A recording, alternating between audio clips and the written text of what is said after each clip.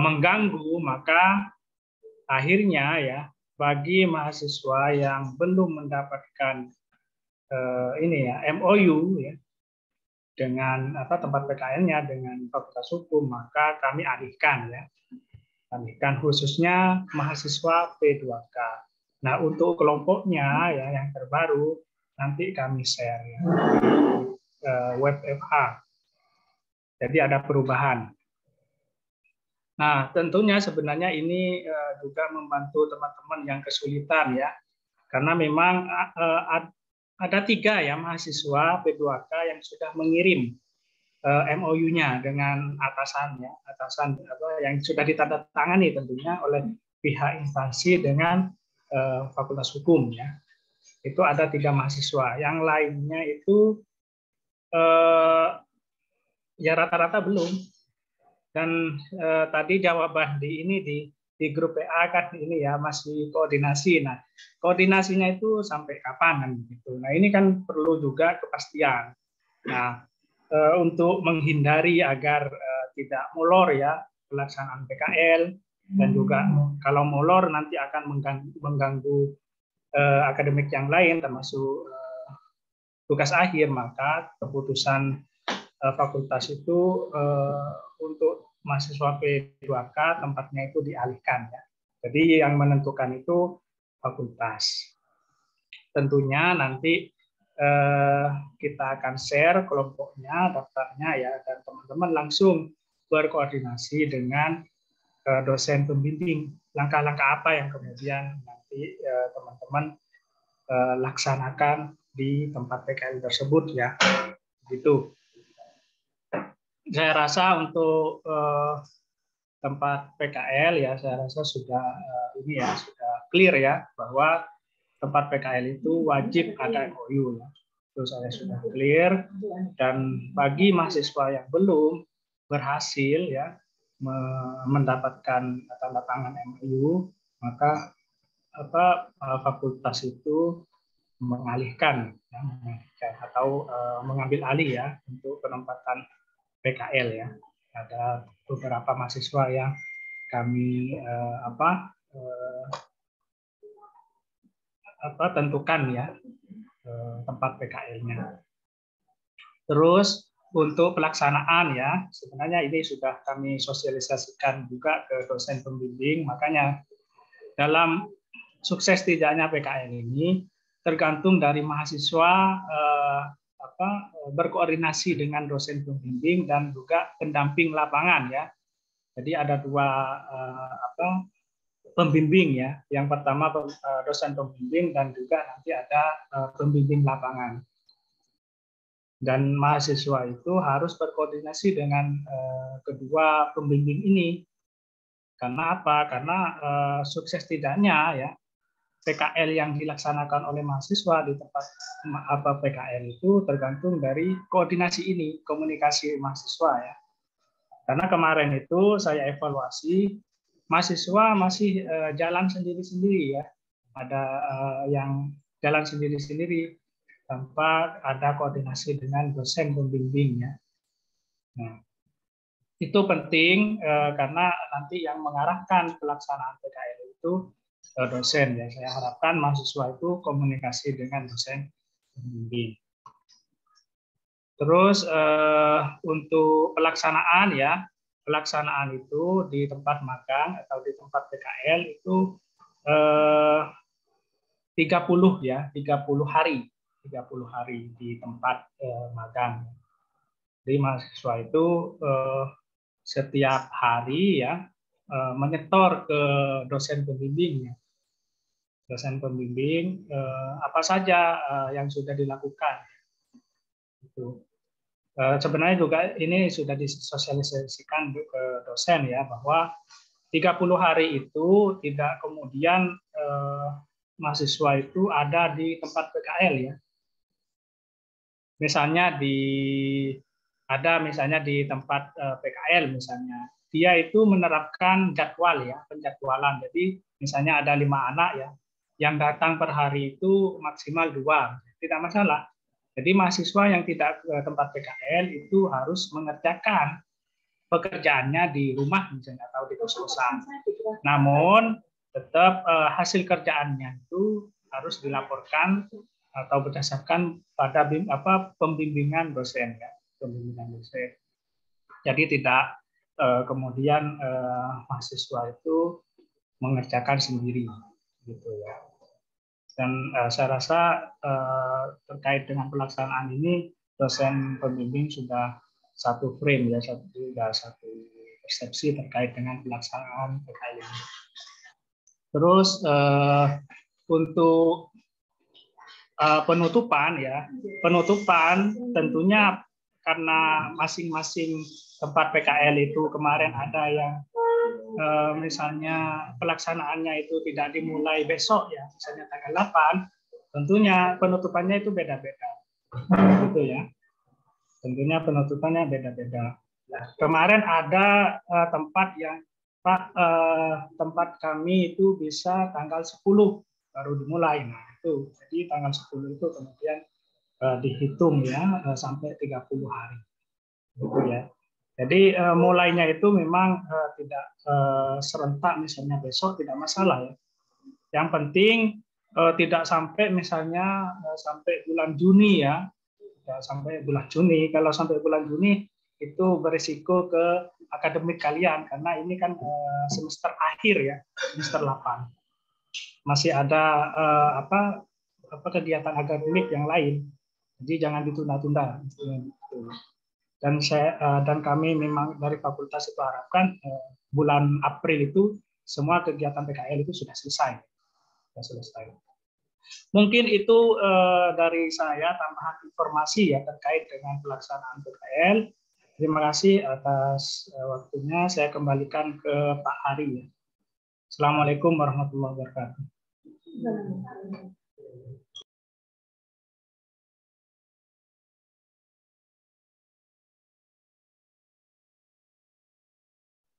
Waalaikumsalam warahmatullahi wabarakatuh. Terima kasih Pak Hariri atas sedikit penyampaiannya tadi terkait dengan perubahan PKL ini. Selanjutnya mungkin ada yang ingin disampaikan dari Bapak Satria. Monggo Bapak, tempat kami. Ya, makasih Pak Ari. Assalamualaikum warahmatullahi wabarakatuh. Waalaikumsalam. Alhamdulillahirrahmanirrahim. Salatu wassalamu ala asrofil anbiya wal mursalin wa ala alihi wa sahbihi ajmain amma ba'du. Yang terhormat Ibu Dekan, Bapak Wadik II, Pak Kaprodi, Bapak Ibu dosen, serta teman-teman mahasiswa yang berbahagia. Alhamdulillah pada kesempatan kali ini kita diberi kesehatan oleh Allah Subhanahu wa taala sehingga kita dapat melaksanakan PKL atau pelepasan PKL ini dengan keadaan sehat dan walafiat. Sedikit saja memberi tambahan dari apa yang disampaikan oleh Pak Hariri, bahwa kenapa kemudian fakultas penting untuk memberikan kewajiban untuk terpenuhinya CPL, ini sering kami ulang-ulang dan juga berdasarkan arahan Bu Dekan dan juga tentu masukan untuk persiapan kita untuk akreditasi, bahwa CPL ini nanti akan menentukan kompetensi apa yang teman-teman dapatkan ketika di ladang PKL. Dan tentu kami tidak berharap bahwa teman-teman akan mengerjakan pekerjaan-pekerjaan umum yang kemudian tidak menambah kompetensi seperti itu. Ini untuk teman-teman reguler. Juga teman-teman P2K ya yang kemudian memilih untuk di tempat di mana dia bekerja dengan dasar juga adanya MOU dan sebagainya dan sebagainya. Apalagi tuntutan dari negara ya melalui kebijakan Merdeka Belajar Kampus Merdeka, kita tentu berharap bahwa banyak kompetensi-kompetensi yang sifatnya praktikal atau kemahiran yang tidak hanya sekedar teoritis, yang itu nantinya teman-teman mahasiswa dapatkan. Nah, tentu 1 bulan ini bukan waktu yang lama, juga bukan waktu yang singkat. Manfaatkan betul waktu yang ada untuk melatih kompetensi teman-teman. kompetensi untuk membentuk kemahiran hukum, sehingga nantinya setelah teman-teman mengerjakan TA dan memenuhi SKS ya yang ditentukan oleh universitas, teman-teman pada saatnya akan diyudisium dan menjadi sarjana hukum yang tidak hanya berkompetensi di bidang teoritis, namun juga di dalam ranah praktis. Gitu. Barangkali demikian Pak Samsul Arifin untuk tambahnya. Terima kasih atas kesempatannya. Wassalamualaikum warahmatullahi wabarakatuh. Waalaikumsalam warahmatullahi wabarakatuh. Terima kasih Pak Satya. Selanjutnya mungkin langsung ke Ibu Dekan ya. Sekaligus memberikan mungkin nanti selanjutnya untuk pelepasannya Ibu. Ibu Dekan. Terima kasih Pak Samsul Arifin. Assalamualaikum warahmatullahi wabarakatuh. Waalaikumsalam. Alhamdulillahirabbil alamin, pada hari ini kita bisa bertemu kembali dalam suasana yang dirahmati Allah SWT, dan semoga kita semua sehat walafiat. Semoga saudara-saudara kita, keluarga-keluarga kita yang sedang sakit segera disehatkan walafiat oleh Allah SWT. Pada kali ini sudah dijelaskan oleh Bapak Kaprodi, Bapak Ahmad Hariri, Bapak Wadik 1, Bapak Satria Unggul, bahwa PKL kita dimulai hari ini ya, dan ada perubahan tempat maupun dosen pembimbing kepada mahasiswa-mahasiswa, khususnya mahasiswa karyawan, karena kita mau nggak mau syarat untuk PKL ini adalah ada MOU dengan dekan Fakultas Hukum, minimal itu. Iya, kalau tidak ada MOU-nya, maka tidak bisa dilaksanakan PKL atau magang. Itu syaratnya itu. Sehingga tadi sebelum pelepasan ini kita mengadakan rapat struktural, intinya bahwa ada perubahan tempat PKL dan perubahan dosen pembimbing lapangan bagi teman-teman yang belum mendapatkan MOU. Itu kan ada yang untuk reguler kan ditetapkan oleh Fakultas Hukum ya. Kemudian yang karyawan kan beberapa ada yang sudah mendapatkan MOU, tapi banyak juga yang belum mendapatkan. Nah, yang belum mendapatkan ini akan dialihkan. Dialihkannya kemana? Ke LLH, yaitu Lembaga Layanan Hukum Fakultas Hukum UM Surabaya. Nanti kita akan melibatkan supervisor dari eksternal untuk ini, alumni kita. Jadi biar ada praktisi alumni kita, kemudian ada dari Pusat Studi Ketenagakerjaan, ada Pusat Studi Anti Korupsi, kemudian ada kantor hukum Yulianto, punya Pak Yulianto. Itu yang perubahannya. Jadi yang tidak ada MOU sudah stop, nggak usah ngurus lagi. MOU dengan tempat-tempat kerjanya udah nggak bisa, batasnya sudah selesai. Batasnya kan maksimal adalah tanggal 6 kemarin. Sehingga putusannya sekarang adalah kita alihkan. Betul. Jadi mohon nanti teknisnya itu tadi sudah disampaikan ya Pak Ari ya, LO ya. Itu teknisnya itu nanti bisa dilaksanakan secara daring untuk yang kelas karyawan, khususnya kelas karyawan. Kemudian ada perubahan dosen pembimbing juga, pembimbing PKL. Ya alhamdulillah alamin, per hari ini kita ketambahan dosen Fakultas Hukum. Jadi total dosen kita sekarang adalah 12 orang. Pak Samsul Arifin sudah keluar SK dosennya, SK calon dosennya. Sehingga Pak Samsul Arifin juga dilibatkan sebagai dosen PKL, pembimbing PKL juga. Selamat kepada Pak Samsul Arifin. Mungkin nanti teman-teman ada yang di bawah bimbingan Pak Samsul Arifin. Begitu, semoga PKL yang singkat sekali ini akan dimudahkan Allah untuk menambah kompetensi calon lulusan. Yang kedua, dengan PKL ini semoga teman-teman mahasiswa yang nanti sebentar lagi juga akan lulus itu mempunyai link dengan dunia luar. Jadi kita membuka link ini, manfaatkan betul-betul PKL ini. Ketika teman-teman berada di tempat baru, tolong jaga Fakultas Hukum. Yang pertama itu, ya. Kemudian dengan begini, nantinya semoga memudahkan teman-teman mendapatkan pekerjaan. Karena misalnya dengan BPSK, misalnya ya, dengan BPSK, ya kebetulan ketua BPSK adalah teman saya ya. ketua BPSK dan hakim yang ada di sana, mereka kan mempunyai jejaring. Ya, mempunyai jejaring dengan link-linknya yang banyak sekali. Nah, ketika teman-teman betul-betul baik, menurut mereka, akan ada image bagi mereka, jika ada informasi apapun terkait dengan lowongan kerja, mesti mendahulukan orang yang baik. Jadi itu, berbuat maksimal sebaik-baiknya.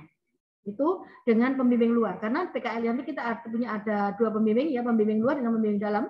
Pembimbing dalam adalah dosen kita. Untuk pembimbing dalam, kita harus pembimbing diingatkan untuk membuat rekap kegiatan kinerja. Jadi satu mahasiswa itu ada rekap kinerjanya. Gimana? Terserah nanti sistemnya gimana. Mungkin G-form.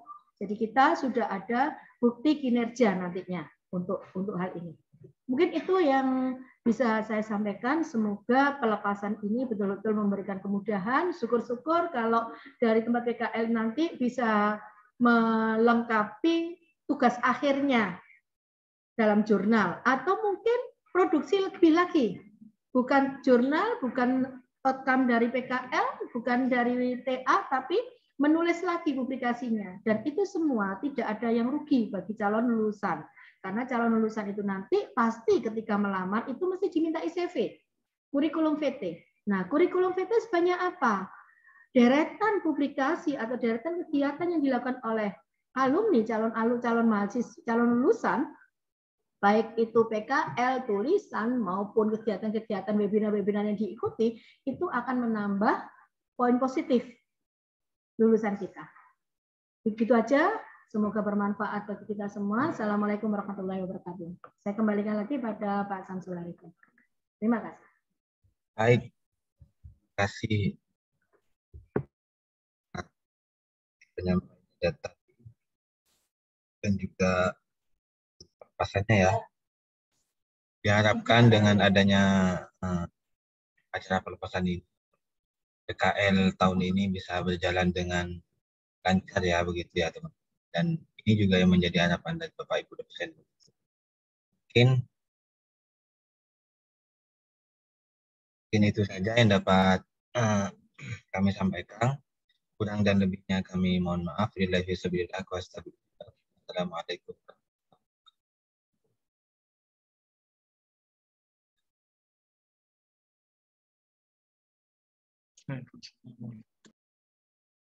Teman-teman bisa live nggih?